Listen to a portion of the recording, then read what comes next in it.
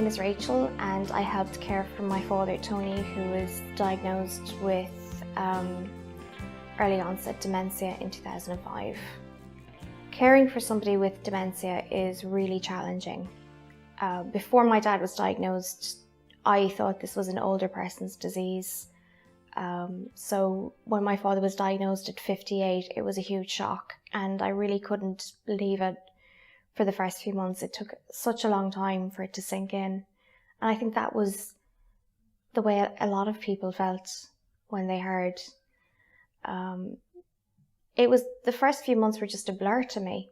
I just remember trying to get through day to day and deal with whatever came, whether it was college or whether it was dad or whether it was just my own emotions. But looking back, I think just without having any control or understanding, the whole diagnosis sort of took over in a way, and it was very difficult to manage my emotions. I went from being shocked to being angry, to being very, very sad. I had this amazing relationship with my father, who didn't know he had this terrible disease. I didn't know how long I was going to have him for, and I really, really struggled with that. And I also had to deal with the early tasks of looking after him. He had to be watched all the time. He had to be looked after. We didn't necessarily know what his needs were in the beginning. We were figuring it out as we went along, and I just found all of that together in the first few months after diagnosis to be really challenging. For a long time, I didn't know how I was allowed to feel as a carer. To other people, my father seemed fine in the first year after his diagnosis. So a lot of people would say, like, what's wrong with you? You're overreacting. You know, he's fine, he's grand. You know, they had accepted the diagnosis, but they didn't see the behavior every day.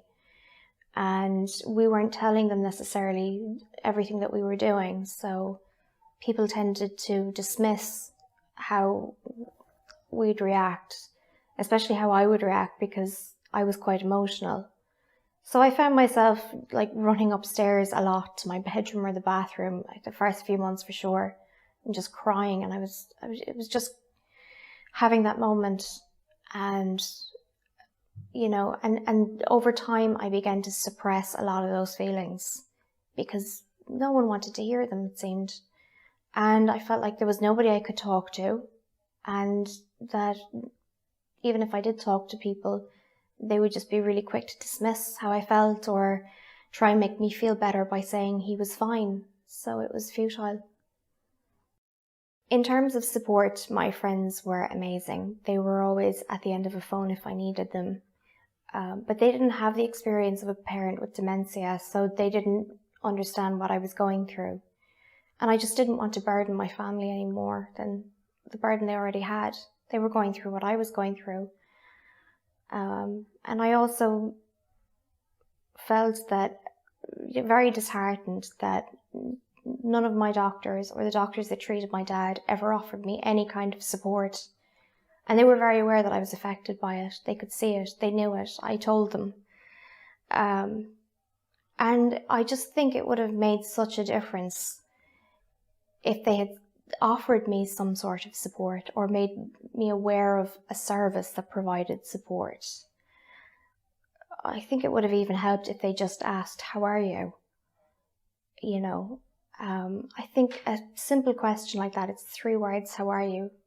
would make the world of difference to a carer who is experiencing that burden of caring for somebody who has a disease like dementia, and actually being afforded the opportunity to answer that or to get that off their chest and to be heard by somebody would make the world of difference.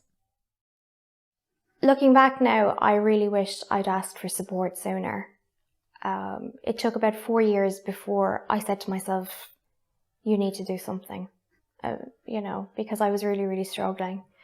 I was losing my dad bit by bit every single day, and I'd come to a point where I needed some sort of help. And for me, that came in the form of counselling.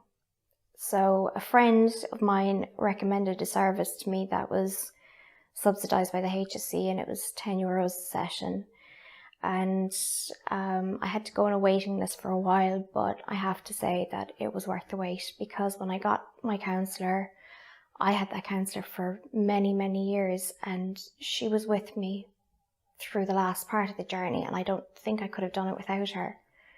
And every time I went to see her, she would say to me, the space is yours. So I always came to look upon that time as space, and that it was a space I got to fill, and that I could fill it whatever way I wanted to. So everything I was thinking, feeling, wanted to say that I couldn't say, that's where I would leave it, I guess, in that space. And, you know, it was wonderful because I didn't feel judged by anything, no matter how irrational it might have sounded to me. And it got to a point where, you know, at the end of my dad's life, I was there with her, and I was able to say something that I was afraid of saying for such a long time, which was, it's time for all of us to move on. You know, I need to live. He needs to be at peace. And it was great to be able to say that in that space. And I think it actually helped me to be more honest about my feelings with other people once he passed away. I know that counselling isn't for everybody, but I would still advise that carers find their own space on a regular basis, and they fill it with whatever benefits them or whatever makes them feel better or gives them support. That could be anything from a walk, a swim, you know, spending time with a friend, going for coffee or for lunch, something like that. And something that you do on a regular basis as well, I think is incredibly important, that you sort of just maintain that free time where you're not in that caring role and it's time for yourself.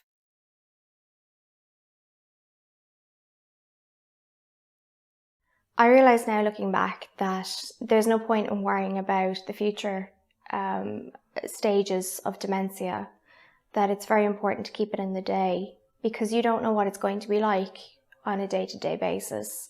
So focusing on what's happening in the moment is more important. And that's something I really had to train myself to do. And ultimately, it's how I ended up coping with what was going on at the time.